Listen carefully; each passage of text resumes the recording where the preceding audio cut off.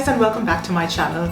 In today's video, we're making nachos. These nachos are going to be completely plant-based. I'll show you how I make my plant-based cheese sauce. No dairy in it, of course. It's a really tasty condiment to have on hand if you like Mexican food. So let's get started, shall we?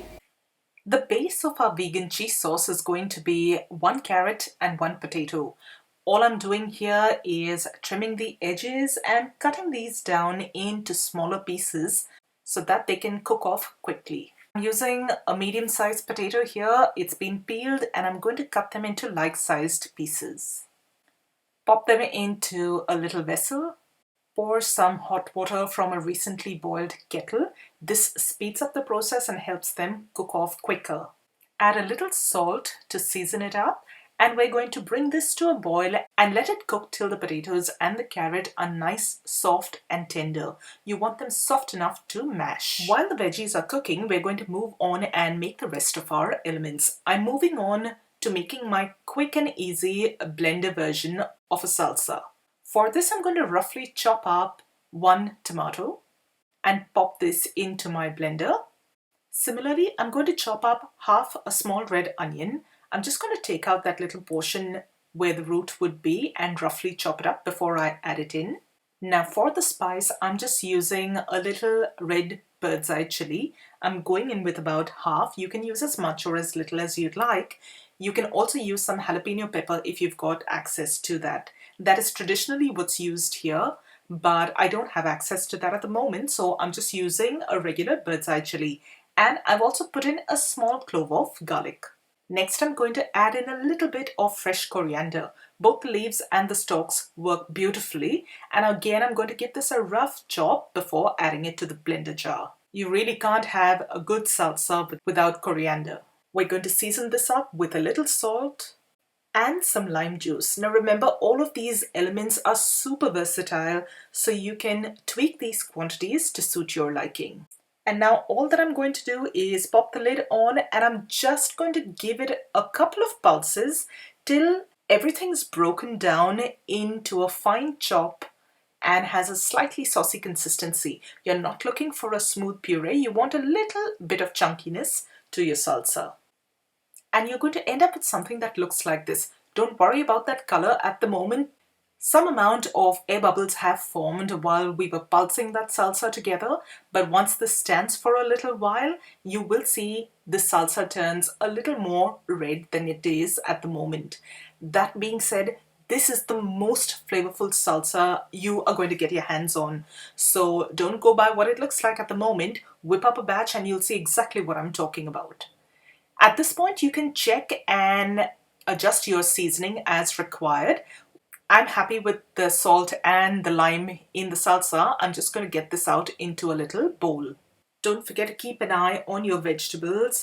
You can pierce them through with a little knife or a fork just to check and make sure that they've cooked through really well. Once they've cooked through, you're going to drain the vegetables, set them aside on a plate to cool, and reserve that liquid or the water that the vegetables were boiled in. And you're going to leave everything to cool down now. Once the potato and the carrot has cooled down, you're going to pop that into your blender. Now, a high-powered blender works really well for something like this because you're left with a cheese sauce that is beautiful, smooth and silky and luscious. If you don't have one, you can still use your regular blender. You'll just have to run that a little longer. Into the blender jar, I'm going to add about 8 to 10 cashew seeds. Now my Vitamix can deal with grinding these down into a real smooth paste through the sauce.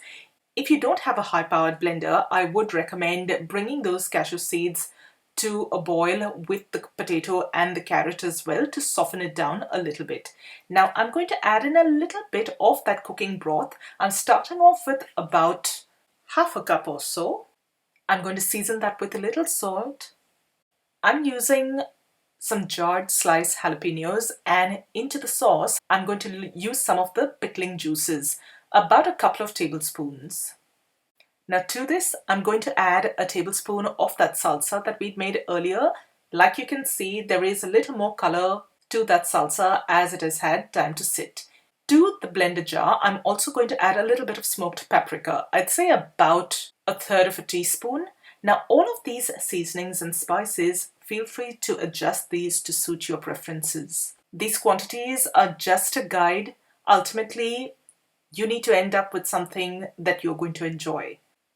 And all I'm going to do is give this a quick blitz till everything breaks down.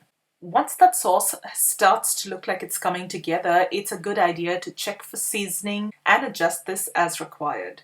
I'm going to, at this point, add a little bit of lime juice because I feel that this cheese sauce can actually use a little bit of a hit of tart or tang, and this helps replicate that cheesy flavor. This sauce is going to be completely vegetable based. There is absolutely no dairy or no cheese involved in this particular recipe. However, the end result is going to be so delicious, you're not going to miss the cheese at all. I am going to thin this down with a little more of that cooking broth. I'm adding in about a couple of tablespoons or thereabouts. Add the liquid in gradually and give it a quick blitz. This time, make sure to keep your blender going till you get a nice, smooth and creamy sauce. Once you reach this stage, your cheese sauce is done. We're going to prep for a really simple, easy and super delicious guacamole. Now for my guacamole today, I'm going to start off with about half a red onion, like you can see here. These are small onions. Feel free to adjust these quantities to suit your liking.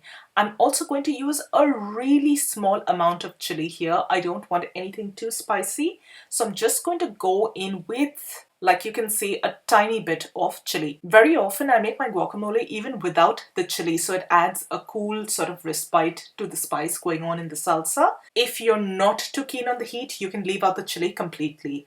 I'm going to chop up half a tomato, and what you're looking for here is a fine dice on the tomato. You don't want great big chunks of it in the guacamole. And we're also going to add a little bit of fresh coriander to the guacamole as well. While I've got my chopping board out, I'm also going to chop up some veggies for my sauteed vegetables element of my nachos this evening. I'm going to slice up some onion into thickish slices. You don't want them very fine. At the same time, you don't want them too thick and chunky as well. And if you've seen some of my other videos, you'll know that even for my stir fries and anything that calls for onion slices, I like to separate these layers so that they distribute well through the stir fry. Next, I'm going to slice up some capsicum or green peppers. I'm going to cut them into small slices so that it's easy to get everything in one bite while you're enjoying your nachos. And I'm going to slice up half a tomato. We're now going to move on to our sauteed vegetables. Start by drizzling a little oil in a pan, and when the oil has heated up, add in your sliced onions. Stir them through, and you're going to let these soften and cook off for a couple of minutes. Next, you're going to add in the sliced capsicum and let that heat up and toss them through with the onions. We don't want these vegetables to turn too mushy, so we're not going to overcook them.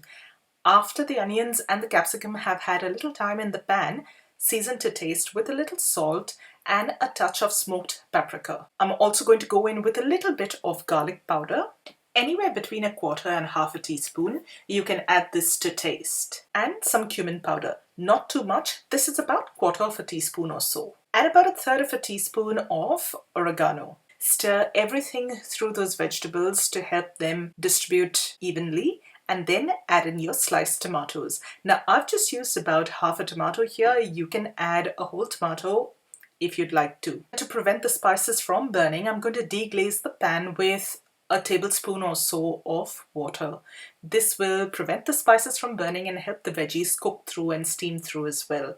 Give everything a good stir, and once all of that liquid has cooked through, your sauteed veggies are almost done. Right at the very end, sprinkle a little bit of fresh coriander and stir everything through, and you're now ready to take those veggies off the pan. I'm going to use the same pan to make a really quick version of refried beans for my nachos, and I'm going to use the same pan. I'm not really going to wash it because it's got all those beautiful flavors going on in there. I'm going to add a little bit of oil to the pan, and remember the pan's already hot, so as soon as you put the oil in, you can add some black beans to the pan.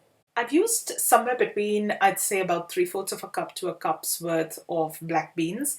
You can adjust this quantity to suit your liking. There is a little bit of that cooking broth in the container with the beans, so that is why you can see all that bubbling action in the pan.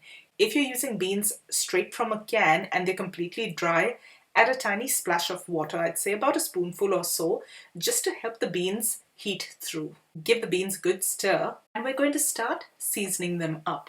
Add a little bit of salt to taste. I'm going in with a little bit of garlic powder, about 1/4 teaspoon or so, a touch of smoked paprika, again another 1/4 teaspoon thereabouts, and keep stirring everything through so that the spices don't burn. Like you can see, there is still a little bit of liquid in the pan. If the beans that you're using have dried up at the stage, add in a tablespoon or so of water to prevent the spices from burning. And then I'm just going to use a potato masher and break down those beans. You can choose to leave these on the chunky side or completely mash them through, depending on what you prefer. At this stage, I am adding a couple of tablespoons of water to the pan, just to make sure that the beans don't dry out completely, as well as to help me mash them through. Now, if you want something that's a really smooth consistency, feel free to use an immersion blender or pop these into a blender once it's cooled down and blitz that. With all of these elements done, we're now ready to assemble our nachos. I'm using some organic corn chips. I've got myself a little baking dish over here. I've got my oven preheating to 180 degrees Celsius. And I'm going to start by layering those corn chips on the bottom of my baking dish. Now it's just a matter of layering all those elements on those corn chips. I'm going in with some of the sauteed veg, some of the semi-mashed black beans, a good drizzle of that cheese sauce. To prevent the chips from getting too soggy, I've chosen to put the cheese sauce over the veg and the beans and not directly over the corn chips. And I'm going to repeat these layers once again.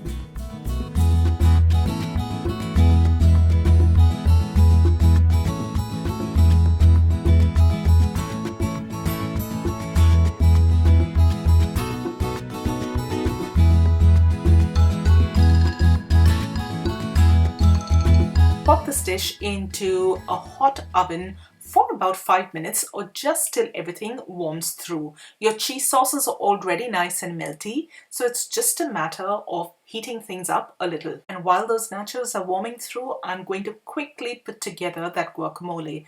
I've got a beautiful ripe avocado here, and very gently and very carefully in the skin itself, I'm going to just about finely dice that avocado, and I'm going to scoop that flesh out into a bowl. I'm going to repeat the same process with the second half as well. Making a guacamole is really simple. I'm just going to season that avocado with a little salt, some freshly squeezed lime juice, and mix that all in through that avocado. I use the back of the spoon to slightly mash that down a little more, and then simply add those chopped onion, tomatoes, and coriander into that avocado, and give everything a good stir. Once everything has mixed through well, check for seasoning and adjust if needed. And once you've mixed those seasonings through, your guacamole is ready. I've just taken those nachos out of the oven. I'm also going to drizzle a little more of that cheese sauce over the nachos. Now, ideally, I would serve sour cream with this. I don't have any on hand, and it's quite difficult to find a good vegan sour cream. I'm just using some of this Cocoa Tribe coconut yogurt. I find that this particular yogurt has the least coconutty flavor and pairs really well with a range of dishes. And I'm just going to quickly stir that yogurt almost to whip it up well, and once it's stirred through, it develops a nice creamy texture. And there you have it, your vegan nachos are ready to be served. It's got a lot of little elements, but it's really simple to put together. I'm going to serve all of these condiments on the side and not going to place them on top of the chips, so that while we're sitting and enjoying those nachos, we can take and pick and choose what we want when we're eating it. These nachos have so much of flavor in it. It's one of my favorite things to put together and makes quite a statement even if you're having family or friends over. So I hope you enjoyed today's video. If you did, don't forget to give this video a thumbs up. I'll see you really soon in the next one. Bye!